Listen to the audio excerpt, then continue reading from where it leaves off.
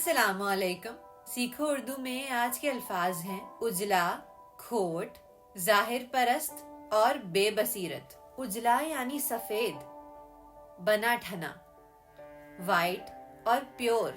खोट यानी बुराई, नुक्स, इम्प्योरिटी और इनसिंसैरिटी। जाहिर परस्त यानी ऊपरी या जाहिरी बातों पर नजर रखने वाला, one who is influenced by appearance. बेबसीरत यानी नाफहम, ना समझ, a person without clear sightedness और इंटेलिजेंस। हाशिम नदीम साहब लिखते हैं कि इस दोगली दुनिया में इंसान का मन चाहे जितना भी मैला हो, उसका तन हमेशा उजला होना चाहिए। बंदे के दिल में चाहे कितना ही खोट हो, उसकी सूरत और चेहरे में कोई खोट नहीं होना चाहिए। ये दुनिया जाहिर परस्तों का डेरा है।